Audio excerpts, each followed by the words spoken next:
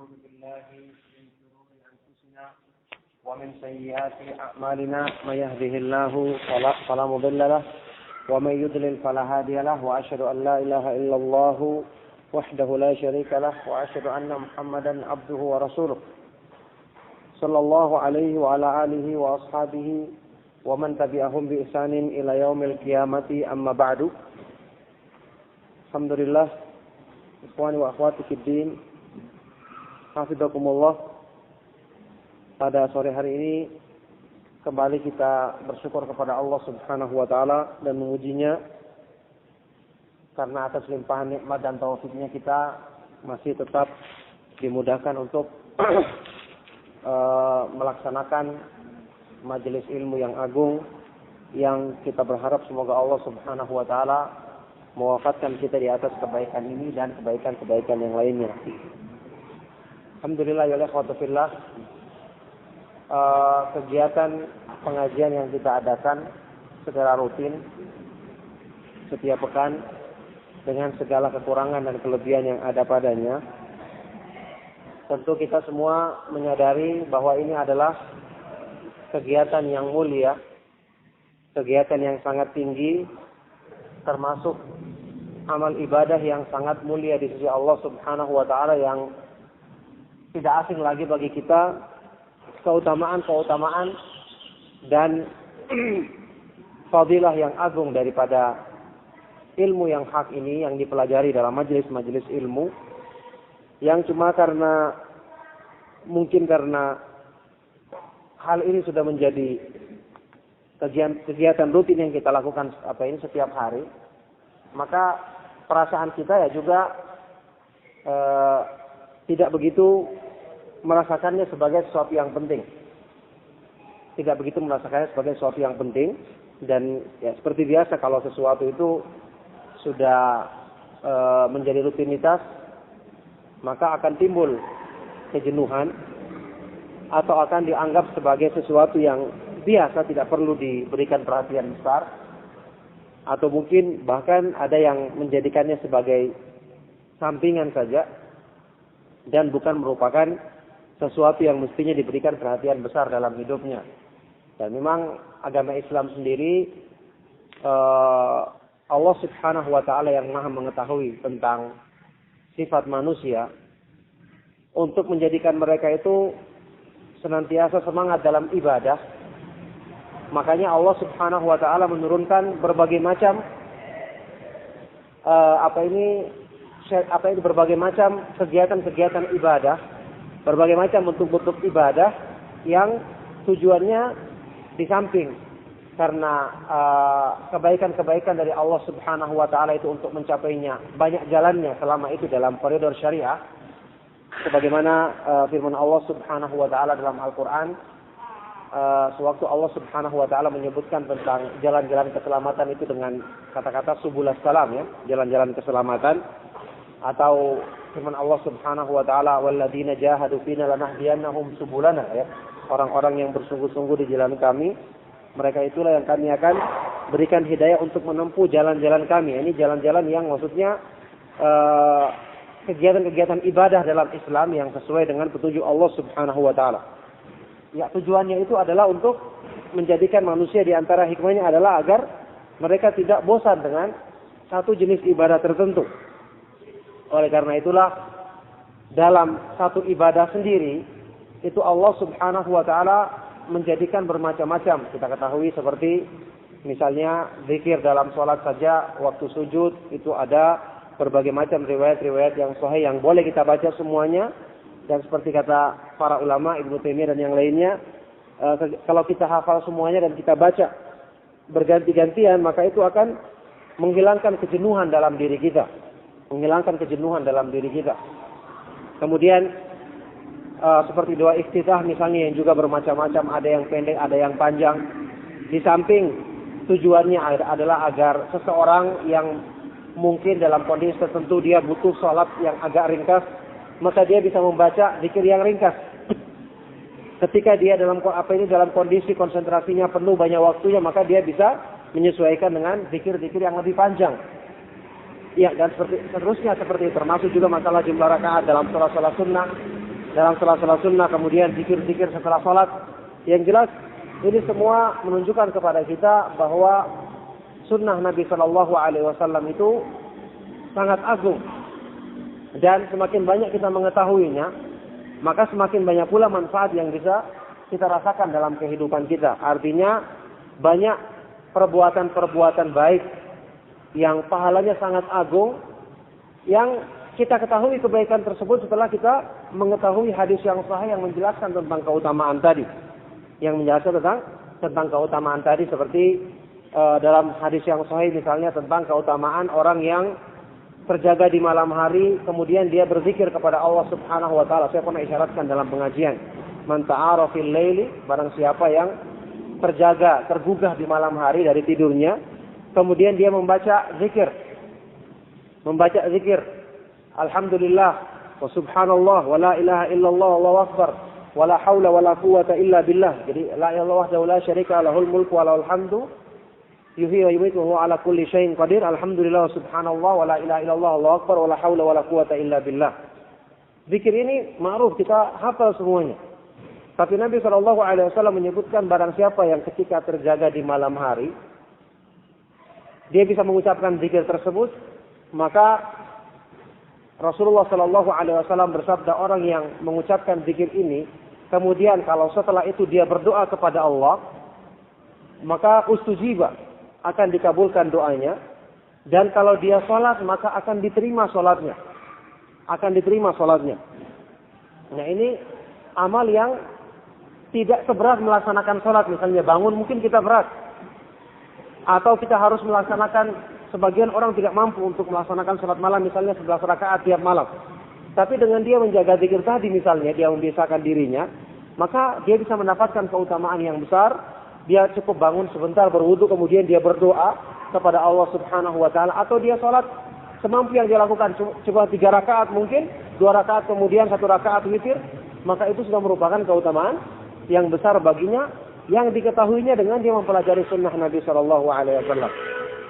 Ya, tentu saja seperti keterangan dari Imam Ibnu Battal, bahwa yang dimaksud dengan orang yang disebutkan dalam hadis ini, yang terjaga langsung dia ingat berzikir kepada Allah Subhanahu wa taala, tentu saja adalah orang yang memang terbiasa menjadikan kebiasaan dalam kesehariannya berzikir.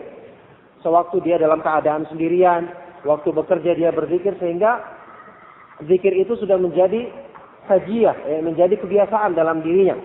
Sudah menjadi wataknya, sehingga ketika dalam keadaan terbangun, tentunya orang waktu itu kan masih belum sadar gitu ya, jadi otaknya itu masih loading gitu ya. Maka yang dalam kondisi seperti ini tentu saja yang orang yang tidak terbiasa berzikir, ya dia akan lupa, apalagi orang yang tidak pernah mempelajari hadis tersebut.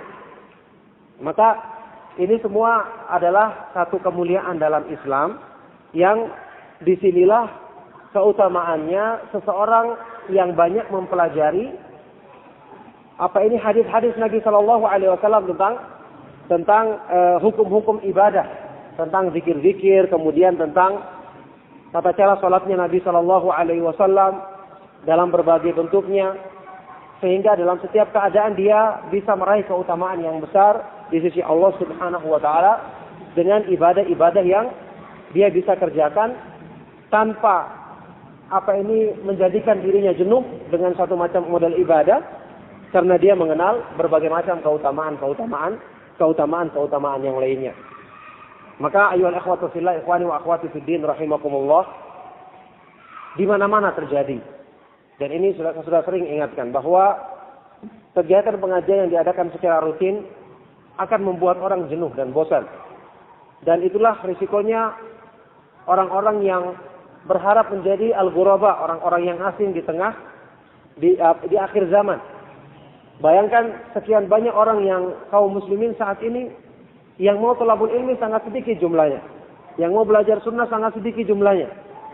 Sekian banyak penceramah, tapi rata-rata isinya semua adalah guyon, pintar melucu, tapi sisi ilmiahnya sangat sedikit. Mungkin kalau dia bisa membawakan contoh-contoh yang baik, tapi kalau dilandasi dengan ilmu kan lebih bagus. Tapi saat ini orang yang menyukai ceramah-ceramah yang bersifat ilmiah, kita sudah ketahui sangat-sangat sedikit. Di samping penceramahnya sendiri juga sangat sedikit yang seperti yang bisa menampilkan ceramah yang berisi pembahasan ilmiah yang bersumber dari Al-Quran dan Sunnah Nabi Shallallahu Alaihi Wasallam. Nah, dalam kondisi seperti ini, tentu seorang yang ahlu sunnah yang ingin terus istiqamah di atas jalan ilmu, dia butuh kesabaran. Dia butuh kesabaran ketika dia melihat dirinya terasing di tengah masyarakatnya. Dia membutuhkan sesuatu yang bisa menjadikan dirinya merasa mulia, bukan merasa rendah. Jadi bisa kita ketahui syaitan dalam kondisi seperti ini berusaha untuk menjadikan manusia itu kecil apa yang dilakukannya. Apalagi kebanyakan orang-orang yang berpegang teguh dengan ilmu adalah orang-orang yang secara kehidupan dibawa dari mereka-mereka yang disibukkan dengan dunia, sehingga kita merasa kecil, merasa kurang kemuliaan kita. Maka ini sesuatu hal yang perlu dihilangkan, karena syaitan bisa jadi masuk dari pintu ini. Bahwa kita hendaknya merasa mulia, bahwa ilmu itu adalah kemuliaan yang paling tinggi. Para nabi alaihi wassalatu wassalam, karena mereka adalah orang-orang yang paling mulia, maka mereka lah yang pantas untuk mendapatkan petunjuk Allah subhanahu wa ta'ala, mendapatkan ilmu dari Allah subhanahu wa ta'ala, dan mereka lah yang dipilih untuk mengajarkan ilmu yang agung ini kepada manusia. Memang tidak semua orang dipilih untuk bisa memahaminya, apalagi bisa mengamalkannya dengan baik dan menyebarkannya di kalangan kaum muslimin. Saya sudah berkali-kali ingatkan dalam pengajian bahwa Imam Ibnu Qayyim rahimahullah ta'ala menafsirkan bahwasannya yang namanya wali-wali Allah itu adalah warasatul anbiya. Bahkan mereka adalah pimpinannya wali Allah. Mereka adalah pewarisnya para nabi. Jadi sewaktu beliau menafsirkan sabda Nabi sallallahu alaihi wasallam, firman Allah dalam hadis kursi, "Man adali waliyan faqad adzantuhu bil harb." Barang siapa yang memusuhi kekasihku, maka sungguh aku telah mengumumkan peperangan terhadapnya, permusuhan terhadapnya. Beliau mengatakan, "Warasatul anbiya'i hum sadatu awliya'illahi azza wa jalla." Pewarisnya para nabi, orang-orang yang mempelajari ilmu dari para nabi, mereka inilah pimpinannya para wali-wali Allah subhanahu wa ta'ala. Jadi bayangkan, kedudukan yang tinggi dalam Islam tidak akan dicapai kecuali dengan ilmu. Seseorang tidak akan mungkin bisa melaksanakan kewajibannya dengan sempurna. Kewajibannya dengan sempurna seperti yang disebutkan dalam ayat ini, dalam hadis qudsi ini, "Wa ma taqarraba ilayya 'abdi bi syai'in ahabba ilayya mimma aftaratuhu 'alaihi." Tidaklah seorang hamba itu mendekatkan diri kepadaku dengan sesuatu yang lebih aku cintai melebihi dari apa yang aku wajibkan baginya. Bayangkan, menyempurnakan kewajiban tidak akan mungkin dicapai tanpa thalabul ilmi. Tidak akan mungkin dicapai tanpa thalabul ilmi. Bahkan termasuk dalam hal seperti yang saya katakan tadi. Menyempurnakan kewajiban bukan sekedar melaksanakannya, yang kemudian kalau dilaksanakan dengan malas-malasan. Karena orang yang tidak paham tentang hal-hal yang berilmu yang berhubungan dengan pelaksanaan kewajiban tersebut, misalnya sholat. Atau seperti tadi, dia paham tapi cuma satu macam bentuknya saja, yang kemudian dia laksanakan lama-kelamaan menjadi malas karena rutinitas, bosan dalam dirinya. Yang seperti ini jelas tidak melaksanakan kewajiban dengan sempurna. Kita ketahui, saya sudah terangkan dalam beberapa pertemuan bahwasanya termasuk syarat sempurnanya amal. Jadi syarat diterimanya amal dua, ikhlas dan ittiba. Syarat sempurnanya amal juga ada dua kata para ulama, yaitu pertama al-musara'ah, bersegera dalam melakukannya. Bersegera dalam melakukannya. Yang kedua adalah al-akhdhu bil quwwah, melaksanakannya dengan kuat, dengan semangat, bukan dengan malas-malasan. Nah, untuk bisa menjadikan seorang itu semangat, misalnya waktu dia melaksanakan sholat, tidak mungkin dia semangat kalau dia tidak berusaha misalnya memahami kandungan bacaan yang dibacanya. Kalau dia tidak paham tentang misalnya keutamaan secara terperinci sholat yang dilakukannya. Apalagi kalau dia tidak paham petunjuk Nabi Shallallahu Alaihi Wasallam waktu melaksanakan sholat tersebut. Bayangkan kalau kita belajar fikih, kita tahu tentang masalah misalnya cara berwudu yang sesuai dengan sunnah. Cara berwudu yang sesuai dengan sunnah, bagaimana waktu membasuh wajah, kemudian membasuh telinga, mengusap telinga dan seterusnya. Sunnah waktu mengusap apa yang kita bahas kemarin, khuf, termasuk kaos kaki misalnya. Kita terapkan hal tersebut di hadapan orang-orang yang mungkin tidak memahaminya, kita laksanakan dengan yakin bahwa ini adalah kebenaran, maka itu lebih baik kalau bagi orang yang memakai khuf atau kaos kaki untuk mengusapnya, seperti kita bahas kemarin, atau memakai pengalas atau kerudung misalnya kemudian dia ngusap di atas kepalanya, itu lebih baik. Maka kita dapatkan kebaikan dan kita semangat melaksanakannya karena kita baru pelajari. Ternyata ada hadis Nabi SAW. Hadisnya riwayat Bukhari Muslim lagi. Hadisnya sahih, dikuatkan oleh Imam Ibnu Hajar, diterangkan oleh para ulama, demikian istinbat pemahamannya. Nah, kita akan semangat mengamalkannya. Dan inilah ilmu. Jadi iman itu perlu ditajdid, diperbaharui setiap saat. Sebagaimana pakaian, dia akan lusuh. Dalam hadis sahih riwayat Imam Ahmad, Rasulullah SAW bersabda, "Innal imana fi jawfi ahadikum la yakhlaqu kama yakhlaqu thawb." Sesungguhnya keimanan dalam hati salah seorang masing-masing dari kalian itu akan lusuh sebagaimana baju yang lusuh. Fajaddidul imana fi qulubikum, maka perbaharuilah senantiasa keimanan dalam hatimu. Jadi harus ada usaha untuk memperbaharuinya. Memperbarui keimanan tentu saja bagi orang-orang yang imannya aslan sudah kuat, dia tinggal membaca Al-Quran. Langsung paham. Langsung imannya segar kembali. Adapun kita orang-orang yang jauh dari pemahaman Al-Quran, yang jauh dari tadabbur merenungkan Al-Quran, kita butuh penyemangat yang lebih kuat daripada itu. Kita butuh nasihat, kita butuh ketemu sama saudara-saudara kita yang bisa menguatkan semangat kita. Kita butuh membaca janji-janji kebaikan yang Allah janjikan bagi orang yang semangat mempelajari dan mengamalkan agamanya.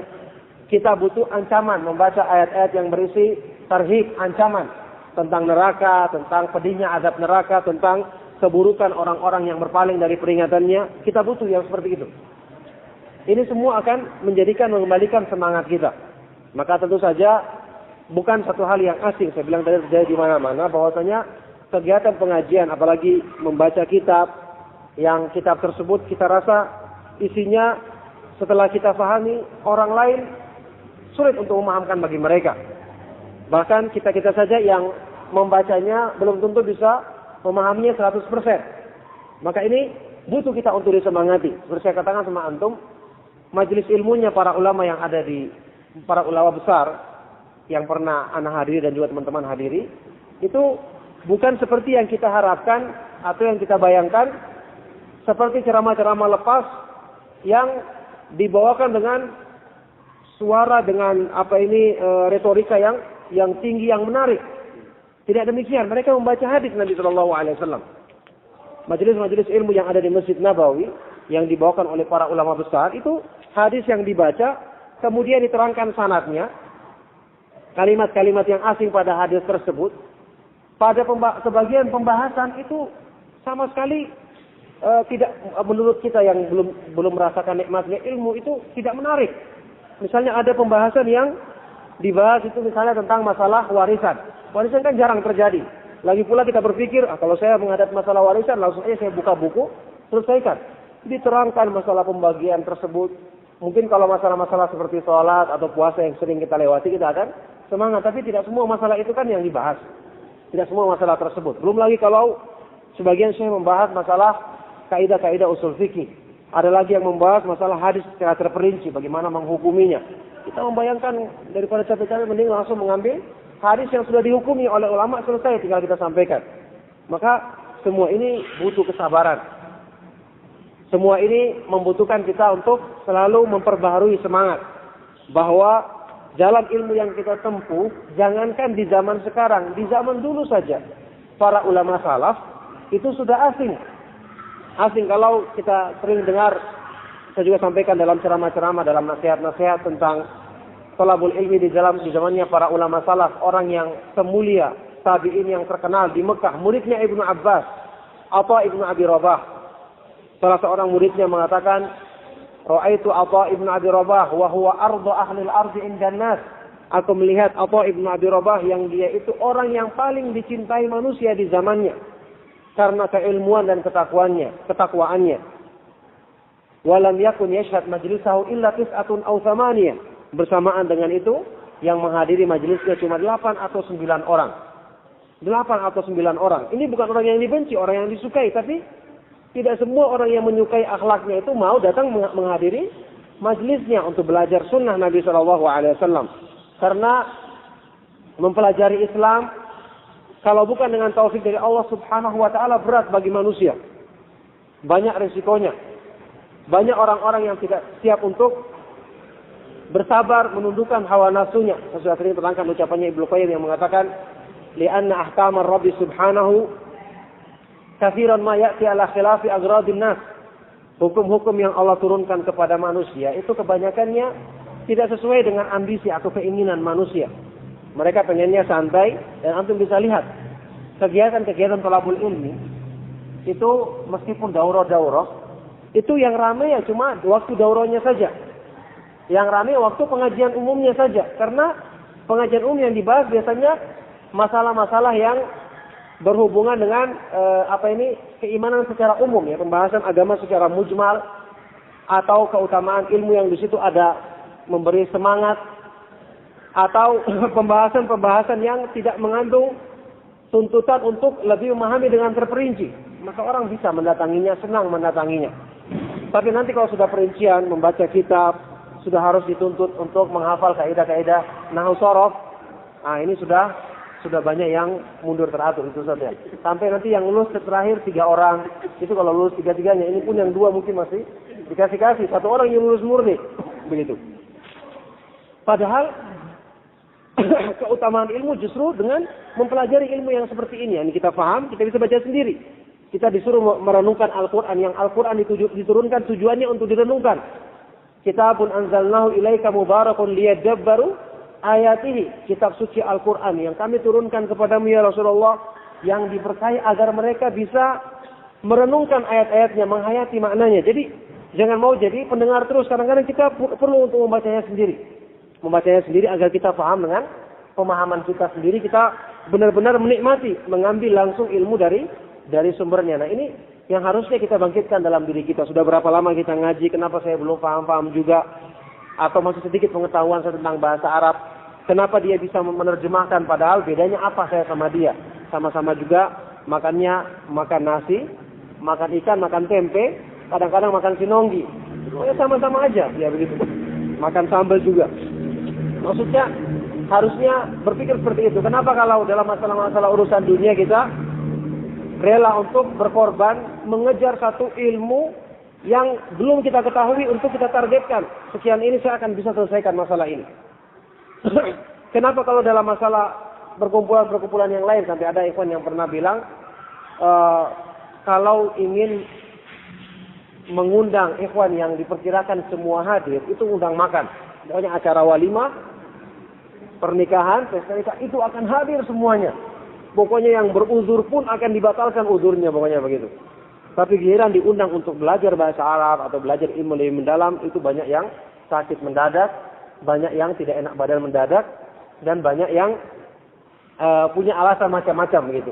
Kalau dia nggak sakit, maka istrinya yang sakit. Kalau istrinya nggak sakit, maka anaknya yang sakit. Anaknya 5 orang. Wah, ini 5 sakitnya setiap pekan. Jadi akhirnya sulit untuk mempunyai waktu agar bisa menghadirinya, padahal itu adalah keutamaan untuk dirinya sendiri. Maka sekali lagi saya sendiri juga, kita semua bersama menyadari kekurangan ini.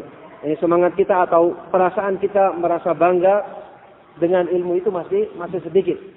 Padahal Allah Subhanahu wa taala berfirman dalam Al-Qur'an, "Qul bi fadlillahi wa bi rahmatihi fabidzalika falyafrahu huwa khairun mimma yajma'un." Katakanlah dengan fadilah dari Allah, yaitu keimanan, dan dengan rahmatnya, yaitu Al-Quran. Yang keduanya itu adalah ilmu yang bermanfaat dan amalan soleh. Maka hendaknya dengan itu mereka berbangga. Karena itu lebih bagus daripada apa yang kekayaan atau kemewahan dunia yang dihimpun oleh manusia.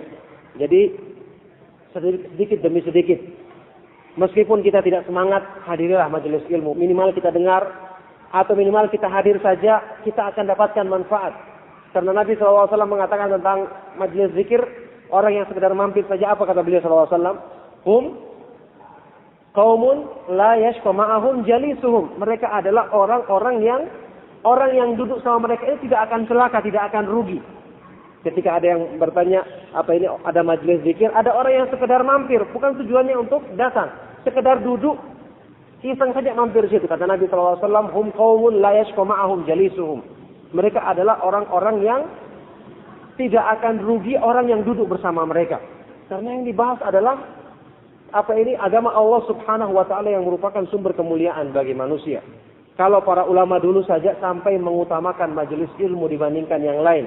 Imam Malik bin Anas tidak mau menggantikan kedudukan menyampaikan hadis Nabi SAW dengan ibadah apapun setelah ibadah-ibadah yang wajib dalam Islam. Seperti yang disebutkan dalam kitab Syiar Alamin Nubala dalam biografi beliau. Ada seorang ahli ibadah di zaman beliau, perawi hadis, tapi perawi hadis ini agak lemah hafalannya. Abdullah Ibnu Umar Al-Umari, bukan Abdullah Ibnu Umar yang sahabat. Dia ada lagi, dia cucu atau cicitnya Umar Ibn Khattab. Ada dua, ada Abdullah Ibnu Umar Ibnu Hafiz, yakni Al-Umari. Ada lagi yang satunya lagi Ubaidullah. Kalau Ubaidullah ini thiqah, terpercaya. Dia termasuk murid utamanya juga Imam Nafi'. Jadi apa ini sezaman dengan Imam Malik. Saudaranya yang namanya Abdullah Al-Umari. Abdullah Al-Umari ini dia dhaif, lemah hafalannya. Ahli ibadah. Dia pernah menulis nasihat kepada Imam Malik untuk memotivasinya agar mengkonsentrasikan diri untuk mengamalkan amalan soleh. Untuk lebih banyak berzikir sendirian, kemudian mengamalkan. Karena dia melihat Imam Malik terlalu banyak tamu yang mengunjungi, yang dia menyampaikan hadis Nabi SAW, maka dia ingin nasihati saudaranya ini agar berbuat yang lebih baik. Maka ketika sampai suratnya kepada Imam Malik, fakataba ilaihi Malik. Imam Malik menulis jawaban terhadap suratnya. Innallaha qassamal a'mala kama qassamal arzaq. Beliau mengatakan, sesungguhnya Allah Subhanahu wa taala telah membagi-bagi amal kebaikan sebagaimana Allah membagi-bagi rezeki.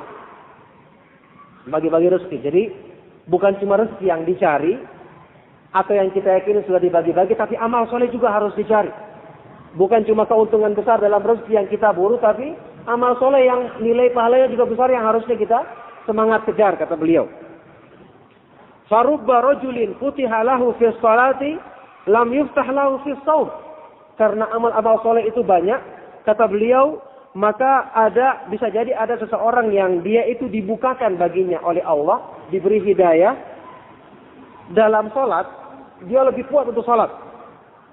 Tapi tidak dibukakan baginya pintu kebaikan dalam puasa. Kurang kuat dia melaksanakan ibadah puasa. Dan ini termasuk fikihnya para sahabat. Antum tahu, para sahabat itu ada di antara mereka seperti Abdullah bin Mas'ud. Itu yang dia itu kalau puasa tidak kuat. Membuat lemah membaca Al-Quran. Jadi tidak semua orang itu kuat berpuasa. Nah yang seperti ini para sahabat mengetahui bahwa dia tidak terlalu kuat dalam masalah puasa misalnya. Maka dia lari kepada amal lain yang mampu dia lakukan, maka dia maksimalkan di situ. Seperti Abdullah bin Mas'ud tadi. Ditanya kenapa dia tidak banyak berpuasa, dia mengatakan kalau saya berpuasa terlalu banyak maka akan lemah bacaan Al-Quranku. Maka dia perdalam baca Al-Quran dan waktunya semua diisi dengan bacaan Al-Quran. Masya Allah. Jadi dia dapat kebaikan dari sisi yang lain. Demikian pula masalah sholat. Ada orang yang mengetahui dirinya tidak begitu kuat sholat malam.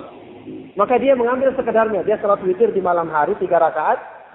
Tapi di bidang yang lain, amal ibadah yang lain yang seperti puasa, dia perkuat dirinya. Ini juga dia tidak kuat. Oh dia punya kelebihan harta. Dia sedekahkan hartanya. Jadi seorang itu berpikir seperti itu, bahwasanya yang namanya amal itu seperti rezeki. Kalau tidak kita mampu di satu bidang, kita kepada yang lainnya. Tidak semua orang bisa jualan kayu. Ada yang bisanya menghitung keuangan, menghitung apa semuanya. Maka dia maksimalkan di situ. Itu bagi masalah rezeki. Maka demikian pula masalah amal. Tidak semua orang bisa mengambil pada salah satu di antaranya. Maka dia berusaha untuk memaksimalkan di amal kebaikan yang lain. Wa akhar futiha lahu fi shadaqati wa lam yuftah lahu fi shaum. Ada yang lain yang dia itu dibukakan baginya pintu kebaikan dalam sedekah dan tidak dibukakan baginya dalam puasa. Dan ini termasuk berhubungan dengan nama Allah Al-Fattah. Kalau antum baca tentang pengertian dari nama Allah yang agung Al-Fattah, artinya adalah yang maha membukakan pintu-pintu kebaikan bagi manusia. Maka oleh karena itu, kita minta kepada Allah dengan nama Al-Fattah. Kita minta, ya Allah, bukakanlah kebaikan bagiku. Tunjukkanlah kepadaku amal kebaikan yang mampu aku lakukan, supaya aku bisa maksimalkan di situ. Dan tentu saya mengetahui orang-orang yang sempurna imannya seperti Abu Bakar As-Siddiq, dia adalah orang yang dibukakan dari semua pintu kebaikan. Juga seperti para ulama yang terkenal seperti yang ma'ruf Abdullah ibn Mubarak yang dikatakan jumi'a fi khisalul khair. Terkumpul padanya semua sifat-sifat kebaikan. Ini yang jarang orang yang dimiliki tersebut. Dan kita berharap apa ini, karena saya katakan tadi jalan-jalan keselamatan itu banyak. Kita berusaha memilih salah satu di antaranya, atau 2 atau 3 yang mampu kita lakukan, yang kita berdoa kepada Allah berharap semoga dengan sebab itu dia merahmati kita dan memberikan kebaikan bagi kita. Wa akhar futiha lahu fil jihad. Orang lain lagi ada yang dibukakan baginya kebaikan dalam jihad, berjihad di jalan Allah. Setelah beliau menyebutkan bahwasanya pintu-pintu kebaikan itu banyak, maka beliau mengatakan, Imam Malik rahimahullah, dan ini menunjukkan fikihnya beliau, semoga Allah merahmati beliau. Fanashrul ilmi min afdali a'malil bir. Maka menyebarkan ilmu adalah termasuk amal-amal kebaikan yang paling utama. Wa qad raditu bima futiha li fihi, dan aku telah ridha dengan kebaikan yang Allah Subhanahu wa taala bukakan bagiku padanya. Wa ma adhunnu ma ana fihi biduni ma anta fihi, dan aku tidak menyangka kesibukan yang aku lakukan saat ini kedudukannya di bawah kesibukan yang kamu lakukan. Karena dia ini ahli ibadah, salat dan seterusnya. Kata Imam Malik, aku tidak memandang kamu itu secara keutamaan lebih tinggi kegiatanmu daripada aku, sehingga aku harus tinggalkan dan mengikuti apa yang kamu lakukan. Wa arju ayyakuna filana ala khairin wa bir, dan aku berharap semoga kita berdua selalu dalam kebaikan dan perbuatan taat kepada Allah Subhanahu wa taala. Nah, ini seorang yang diberikan kelebihan dalam ilmu, maka dia akan bisa mempertimbangkan amal-amal terbaik yang mampu dilakukannya, yang orang lain tidak mampu untuk melakukannya. Seseorang yang dianugerahkan pemahaman terhadap sunnah Nabi Shallallahu Alaihi Wasallam, mereka lah yang bisa menimbang-nimbang seperti ini. Menimbang-nimbang seperti ini. Jadi sekali lagi, orang yang sudah paham sunnah, sudah paham ilmu, dia paham bahwasanya yang diuji manusia itu adalah yang paling bagus amalannya. Liyabluwakum ayyukum ahsanu amala. Allah menguji yang paling bagus kualitas amalnya. Jadi tidak perlu memandang orang yang sekedar memperbanyak kuantitasnya tapi tidak paham kandungan amalnya. Nah, sekarang kita punya amal-amal yang kita ketahui, kita berharap semoga Allah merahmati kita dari amal tersebut. Kita wajib untuk memenuhi masalah tauhid. Nah, ini kita sempurnakan terlebih dahulu. Masalah-masalah yang berhubungan dengan keimanan, dengan tauhid rububiyah, uluhiyah dan asma wa sifat. Kemudian masalah rukun-rukun iman, masalah rukun-rukun Islam, kita sempurnakan dengan ilmu yang kita pelajari agar landasan kita untuk insya Allah mendapatkan landasan agama kita yang merupakan dasar amal kita diterima, yang dengan sebab itu insya Allah Allah Subhanahu wa taala memudahkan ridhonya bagi kita dan memudahkan segala keutamaan-keutamaan dalam agama bagi kita. Ini yang paling perlu untuk kita pelajari. Oleh karena itulah apa yang disampaikan oleh beliau di sini menunjukkan kepada kita bahwa para ulama merasa mulia dengan thalabul ilmi. Merasa mulia dengan diberi taufik untuk mempelajari sunnah Nabi Sallallahu Alaihi Wasallam dan menjadi sebab tersebarnya sunnah ini di kalangan manusia. Nah, oleh karena itu, ya ikhwatu fillah, sekali lagi kemalasan yang kita rasakan dalam diri kita itu benar-benar upaya syaitan untuk memalingkan kita dari kebaikan. Syaitan tentu saja karena mengetahui jalan ilmu itu adalah jalan yang paling mudah untuk membuat manusia sampai kepada ridha Allah. Karena kata Ibnu Qayyim, al-ilmu aqrabu turuq ila Allah, ila a'zamil ladzat. Ilmu itu adalah jalan yang paling ringkas yang membawa manusia untuk mencapai ridha Allah. Mencapai ridha Allah Subhanahu wa taala. Maka Imam Malik di sini membandingkannya dengan amal-amal ibadah yang dilakukan oleh Abdullah ibn Umar al-Umar, yang dia tentu saja kalau kita lihat secara payah lebih payah dia mungkin. Karena dia duduk di masjid menyampaikannya, sementara dia ini harus banyak berpuasa, banyak sholat, tapi ini lebih utama. Itu keadaannya. Jadi ini yang dicontohkan oleh Imam Ibnu Qayyim sewaktu dia menggambarkan kedudukannya orang yang berilmu itu. Dia mengamalkan amalan yang kecil, pahalanya besar. Karena ilmu itu memperbaiki syarat diterimanya amal, memperbaiki ikhlas dan ittiba, sehingga nilainya lebih besar. Dia menggambarkan seperti orang yang bekerja mandor dengan tukang. Ini saya pernah gambarkan dalam sebagian pengajian. Mandor dengan tukang jelas yang paling capek adalah tukang yang pekerja kasarnya itu. Dia yang mencampur, yang mengangkat dan seterusnya. Tapi mandor ini karena dia punya ilmu, dia yang memperbaiki yang berhubungan dengan kualitas dari kegiatan membangun bangunan tersebut, maka yang paling dapat mendapatkan gaji nanti adalah dia. Padahal yang paling sedikit keluar tenaganya adalah dia. Kenapa? Karena dia berhubungan dengan kualitas amal yang dikerjakannya. Yang menentukan bagus tidaknya bangunan tadi adalah dari sebab dia. Nah, inilah gambarannya orang yang mempelajari ilmu. Karena yang dipelajarinya adalah tentang masalah keimanan sehingga memperbaiki ikhlasnya. Yang dipelajarinya adalah tentang tata cara salatnya Nabi Shallallahu Alaihi Wasallam sehingga kualitas salatnya pun juga lebih tinggi. Maka ini jelas semakin membuatnya mendapatkan keutamaan yang besar di hadapan Allah Subhanahu Wa Taala. Oleh karena itu ya ikhwatu fillah, sekali lagi ana sampaikan kepada antum bahwa jangan bosan untuk talabul ilmi. Kalaupun muncul kemalasan, sekedar hadirkan diri antum di majelis. Antum tidak akan rugi, minimal mendapatkan keutamaan majelis. Minimal mendapatkan keutamaan majelis. Dan mungkin dengan sebabnya hadirnya antum, Allah Subhanahu Wa Taala berikan hidayahnya pada saat itu, sehingga antum akan termasuk golongan orang-orang yang mendapatkan rahmatnya. Para ulama salaf yang demikian semangat mempelajari sunnah Nabi Sallallahu Alaihi Wasallam. Karena mereka tahu sunnah itu adalah sumber petunjuk, cahaya dalam kehidupan manusia. Yang seandainya mereka mengetahui ada keutamaan dan kemuliaan yang lainnya, tidak akan mungkin mereka berlomba-lomba untuk mengejar kemuliaan, mempelajari menjadi pembawa sunnah Nabi Sallallahu Alaihi Wasallam. Maka kita yang diberi kesempatan ini hendaknya berusaha bersungguh-sungguh untuk memanfaatkannya dengan sebaik-baiknya. Selagi kita masih ada waktu. Para imam Abdullah ibn Mubarak yang disifati dalam biografi beliau, saya katakan tadi, sampai salah seorang ulama mengatakan Allah Subhanahu Wa Taala lam yakhluqillahu khaslatan min khisalil khair illa ja'alahu fihi. Allah tidak menciptakan satu kebaikan pun, mensyariatkan satu kebaikan dari sifat-sifat yang baik kecuali Allah berikan pada imam ini. Dipuji demikian dia. Dia dikenal sebagai orang yang dermawan karena dia usahanya sukses. Bahkan dia membiayai beberapa para ulama ahlul hadis di zamannya. Kalau tiba musim haji, dia akan memanggil orang yang mau haji bersamanya, kemudian semua dibiayainya dari perjalanan pertama sampai pulang haji. Bukan cuma dibiayai, mereka yang masak-masakan juga dia. Kemudian bekal mereka dikumpulkan, disimpan di rumahnya. Setelah itu dia belanjakan, setelah terakhir baru dikembalikan semua bekal mereka. Bukan cuma itu, bahkan dia memberikan hadiah-hadiah untuk keluarga yang ditinggalkan. Setelah pulang pun diundang semua keluarganya makan di rumahnya, itu dikasih hadiah semuanya, anak dan istrinya. Ini orang memang luar biasa kalau baca biografinya.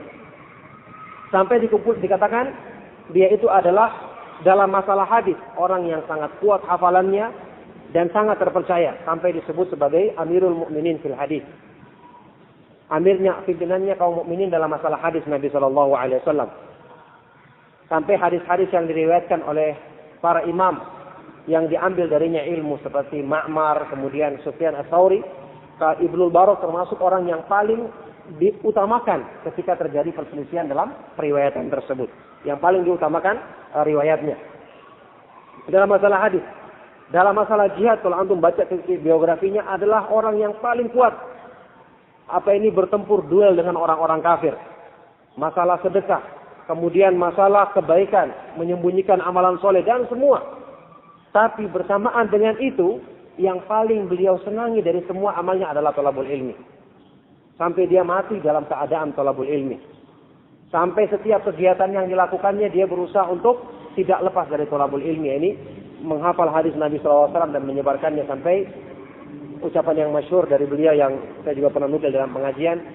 Ketika ditanya, "Lau bu'itsa ba'da mautika madza tasna?" Seandainya kamu dibangkitkan setelah kematianmu, apa yang akan kamu lakukan? Beliau mengatakan, "Atlubul ilma hatta ya'tiyani malakul mauti marratan tsaniyah." Aku akan terus menuntut ilmu sampai malaikat maut datang mencabut nyawaku untuk kedua kalinya. Ini orang yang mulia, orang yang agung. Allah Subhanahu wa taala muliakan dengan berbagai macam kemuliaan. Bersamaan dengan itu, mereka tetap memilih jalan ilmu yang agung ini. Nah, kita sekarang dalam masalah amalan soleh sangat jauh dari para ulama salaf. Dalam masalah zuhud dan cinta kepada akhirat juga jauh dari mereka. Masalah qiyamul lail, rajin baca Al-Quran juga jauh dari mereka. Yang bisa kita serupai mereka sedikit sekarang adalah thalabul ilmi. Kita diberi kesempatan untuk bisa baca kitab, mempelajari tafsir, baca hadis Nabi Shallallahu Alaihi Wasallam, belajar syarahnya sedikit demi sedikit, maka kita bisa menyerupai mereka dalam perkara yang mereka anggap paling utama. Nah, ini jelas bukan merupakan hidayah sembarangan. Ini benar-benar orang yang dipilih untuk bisa mendapatkannya. Benar-benar merupakan pilihan dari Allah Subhanahu Wa Taala yang harusnya kita sadari, kita syukuri. Apalagi di tengah-tengah manusia, orang-orang yang tidak paham tentang keutamaan dan kedudukan yang agung ini. Maka ayyuhal ikhwatu fillah, sekali lagi, ini kesempatan bagi kita. Kita akan baru merasakan rugi atau menyesal setelah kita terhalang untuk bisa mudah mencapai ilmu. Sekarang mungkin kita merasa santai karena kita berpikir, kalau saya tidak hadir pun saya bisa mendengarkan rekaman. Kalau saya tidak mendengarkan rekaman pun saya bisa beli kaset-kaset yang banyak tersebar. Atau di-download lewat internet. Atau bisa dibeli membaca majalah-majalah atau buku-buku terjemahan. Padahal kalau kita sudah beli pun juga jarang kita dengarkan. Karena syaitan yang sudah sampaikan berkali-kali punya senjata utama yang dikatakan sebagai tentara utama, yaitu taswif. Suka menjadikan manusia menunda waktu, mengulur waktu. Ini tentara utamanya syaitan. Dikatakan nanti saya bisa, nanti dan seterusnya. Seperti yang kita bahas kemarin hadisnya Ka'ab bin Malik. Sebabnya sampai dia ketinggalan perang Tabuk adalah karena tidak segera memanfaatkan kesempatan yang Allah Subhanahu Wa Taala uji beliau dengan perbuatan dosa tersebut. Maka di sini sekali lagi baru akan terasa kalau semuanya sudah tidak dimudahkan lagi. Baru akan terasa penyesalan kita setelah kita sibuk, sudah terlalu banyak kegiatan sehingga tidak bisa lagi melanjutkan dengan baik. Baru akan terasa setelah kita punya banyak tanggungan atau waktu kita sudah sulit untuk diatur lagi.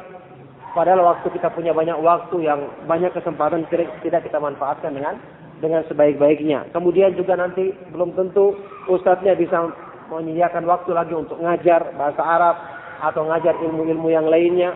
Dan banyak hal-hal yang ini terasa di daerah-daerah yang tidak punya ustadz. Terasa sekali. Ada beberapa daerah yang saya pernah dapati beberapa informasi dari ikhwan yang saat ini mereka banyak berhubungan dengan ikhwan-ikhwan yang ada di sana, seperti daerah Sulawesi Barat. Itu pengajian sangat sedikit, padahal banyak sekali yang semangat di sana. Dan berapa kali ikhwan-ikhwan teman-teman saya diminta untuk ke sana, diminta mereka siap untuk membiayai dan seterusnya. Tapi pikiran kita jauh dan sulit untuk dijangkau. Mungkin kita pikir juga di sana terlalu jauh dan harus menyiapkan waktu khusus. Mereka meminta dan ini terjadi di mana-mana. Yang seperti ini, kalau awal-awalnya semua semangat, minta ustaz tolong datang dan seterusnya. Tapi ketika sudah datang ustaz ke sana dan menetap, ya sudah pengajian seperti biasa lagi jalannya. Ini sekedar apa adanya, sekedar hadir dan sekedar ikut meramaikan saja. Ya, ini semangat itu berkurang setelah banyaknya kegiatan-kegiatan pengajian tersebut. Nah, inilah satu hal yang kita perlu bersama mencari cara untuk mengatasinya. Bagaimana cara untuk mengatasi kendala ini dengan cara yang baik? Yang saya katakan tadi, kalau antum menghadiri majelisnya para ulama yang ada di Madinah atau di Arab Saudi, maka pembahasannya adalah seperti itu. Oleh karena itu banyak yang tidak semangat menghadiri pengajian. Banyak yang tidak semangat karena mereka merasa apa yang harus kita hadiri, sementara syekh di situ cuma membacakan hadis. Kemudian dia menerangkan keterangan dari kitabnya para ulama. Kemudian kadang-kadang yang dibahas adalah tentang perawinya yang dibicarakan, yang menurut dia ini tidak menarik. Biasanya orang kan maunya yang dibahas masalah-masalah yang baru terjadi, diulas dengan ilmiah dan seterusnya. Memang ini akan dibahas oleh para ulama, tapi bukan cuma itu yang dibahas. Dan ini sudah merupakan hasil buah. Orang yang tidak belajar dari dasar tidak akan bisa membuahkan yang seperti itu. Nah, tapi karena manusia biasanya senangnya yang serba instan, ya, serba cepat, maka maunya yang seperti ini, tidak mau belajar dari dasar. Padahal kata para ulama, man ta'ajjala syai'an qabla awani, uqiba bihirmani. Barang siapa yang tergesa-gesa untuk mendapatkan hasil sebelum waktunya, maka dia akan dihukum dengan dihalangi sama sekali untuk bisa mendapatkan hal tersebut.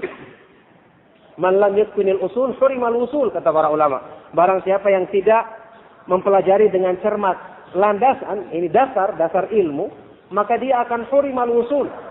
Dia akan diharamkan untuk sampai kepada ilmu yang bermanfaat. Jadi tidak akan orang itu sampai matang ilmunya kalau dia tidak tahsil, belajar. Tidak akan kokoh kepemahaman ahlu sunnah kita kalau tidak kita baca kitab seperti Usul Sunnah Imam Ahmad, Syarh Sunnah Al-Barbahari, kemudian Syarh Sunnah Al-Muzan dan yang sejenisnya. Tidak akan mantap pemahaman kita terhadap masalah-masalah tersebut. Tidak akan kokoh ibadah-ibadah kita kalau tidak kita baca hadis-hadis Nabi SAW seperti yang kita bahas di Lorong Jati tentang kitab Bulughul Maram yang memuat tentang hadis-hadis hukum dalam masalah-masalah fikih. Jadi kita rata-rata manusia kebanyakan maunya seperti itu, harus instan. Dia ingin melaksanakan sholat, ada masalah, dia ingin tahu kesimpulan akhirnya apa. Kesimpulan akhirnya begini, hukumnya adalah begini. Sehingga ketika dia ketemu orang, ada yang bawakan, ada hadisnya seperti ini, dia bingung lagi, ternyata ada hadisnya, kok tidak seperti kesimpulan yang saya dengarkan. Padahal kalau dia hadiri majelis, dia akan dengar, masalah ini diperselisihkan ternyata. Ada yang mengatakan demikian, ini dalilnya, juga kelihatannya kuat, ini dalilnya. Tapi ternyata setelah digabungkan, dikompromikan, dalil ini lebih kuat. Saya pernah contohkan kemarin masalah air. Hadis kullataini itu hadis yang sahih. Kata Nabi SAW, "Idza balaghal ma'u kullataini lam yahmilil khabath." Kalau air itu telah sampai 2 kullah, maka dia tidak akan membawa najis. Berarti kebalikannya, kalau air itu belum sampai 2 kullah, maka dia akan membawa najis. Kalau air belum sampai 2 kullah. Ini dipakai oleh mereka. Berarti 2 kullah itu merupakan penentu air yang najis atau tidak najis. Sementara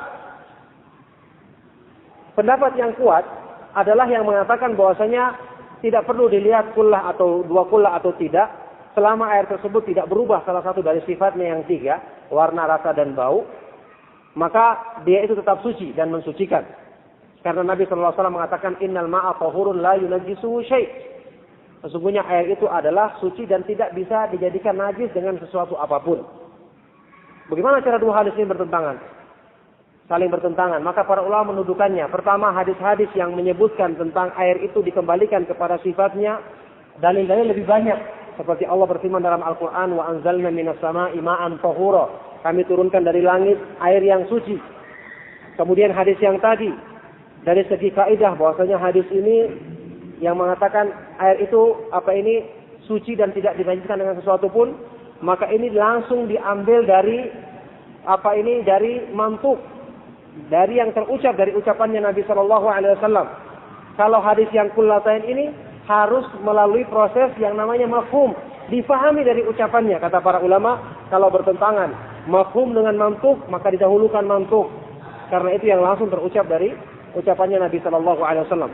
Dengan kaidah seperti ini kita legah dalam mengamalkannya. Jadi waktu ada syubhat seperti ini, sudah kita tahu jawabannya minimal dalam diri kita, atau kita mungkin mampu jelaskan kepada orang tersebut. Jadi banyak manfaatnya. Oleh karena itulah orang yang mendalami satu ilmu tertentu, itu kemantapan dia dalam mengamalkan itu beda sama orang yang tidak paham tentang ilmu itu. Ini ada sebagian ulama menerangkan tentang mutawatir. Waktu mereka menjelaskan, para ulama itu secara teori menjelaskan mutawatir itu yang banyak yang meriwayatkannya dari setiap tingkatan-tingkatan sanad, sehingga mustahil mereka sepakat dalam menyampaikan hadis tersebut. Jadi harus banyak yang meriwayatkannya. Ada para ulama yang menjelaskan bahwa terkadang salah seorang ulama, meskipun dia mendapatkan hadis cuma 1 atau 2 jalannya, dia yakin tentang benarnya hadis ini benar-benar bersumber dari Nabi Shallallahu Alaihi Wasallam, maka untuk dirinya dia setelah mencapai keyakinan yang mungkin bahkan melebihi hadis mutawatir. Kenapa? Karena setelah dia meneliti hadis ini, dia pelajari semua biografi perawinya, dia dapati semua perawinya adalah orang yang terpercaya dan sangat kuat dalam meriwayatkan hadis tersebut, sehingga untuk dirinya sendiri keyakinannya itu benar-benar sangat yakin, dia amalkan dengan mantap, yang ini tidak bisa dirasakan oleh orang yang tidak meneliti seperti penelitiannya, pengetahuan seperti pengetahuannya. Nah, di sini bedanya.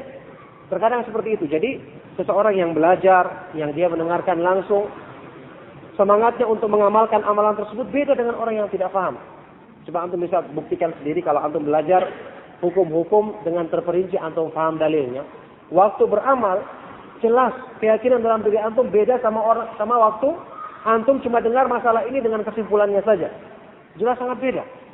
Keyakinan antum untuk mengamalkannya semakin mantap dan yakin ini benar-benar dari ucapannya Nabi Shallallahu Alaihi Wasallam, karena perawi yang meriwayatkannya semua terpercaya, sehingga antum tidak ragu lagi. Dibandingkan waktu antum mengamalkan masih ragu-ragu, ini hadisnya sahih atau dhaif. Ini saya pernah dengar dulu ada guruku yang mengucapkannya, padahal guruku ini bukan termasuk orang yang paham hadis yang sahih atau hadis yang dhaif dan seterusnya. Maka inilah manfaatnya saya katakan tadi untuk memotivasi seseorang itu bisa beramal lebih semangat lagi, tidak jenuh.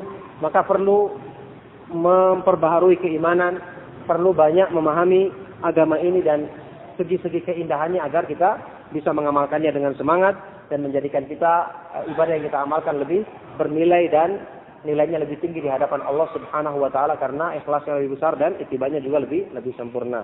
Nah, ini yang saya ingin sampaikan. Sampai saat ini belum ada kitab yang ana pilih tentang apa yang kita bahas secara rutin di pertemuan seperti ini. Ada juga yang mengusulkan untuk dibahas saja pengajian-pengajian umum dari makalah-makalah yang Anda pernah tulis. Itu juga saya pertimbangkan, atau nanti kita bicarakan lagi insyaallah, atau kita pikirkan lagi. Maka untuk kajiannya kali ini saya cukupkan. Mungkin ada yang ingin bertanya. Sallallahu wasallam wa baraka ala nabiyina Muhammadin wa ala alihi wa ashabihi wa man tabi'ahum bi ihsan ila yaumil qiyamah wa akhiru da'wana alhamdulillahi rabbil alamin.